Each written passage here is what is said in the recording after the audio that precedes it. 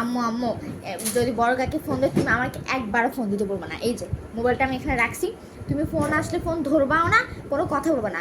কারণ সবসময় বড় কাকে ফোন দিয়ে আমার সাথে কথা বলে বলবে যে আমার মেয়ের এই গুণ ওই গুণ, তোর কোনো গুণই নেই তো, মানে আমার শুধু খুদ ধরতে থাকবে।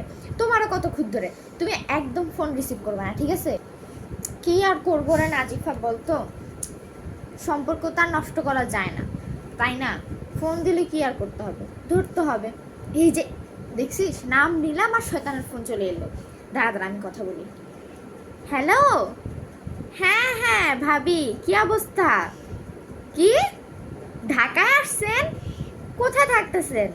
হোটেল? কি বলেন, আমাদের বাসা থাকতে আপনি হোটেলে থাকবেন কেন? এত কষ্ট করে নোয়াখালী থেকে ঢাকায় আসছেন, আপনি আমাদের বাসায় থাকবেন?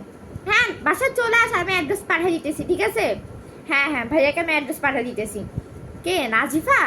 ওই তো আমার সামনেই আছে, কথা বলবেন? মা বলো যে আমি নাই, বলো বলো আমি নাই, নাই বলো, বাথরুমে গেছি, নাই বলো, নাই বলো না। নাজিফা শুনে যাবে, চুপ, কথা বল। অর্থাৎ মানা করে যে নাকি, খারাপ ভাববে না তোর কাকি, কথা বল। জি আসসালামু আলাইকুম কাকি।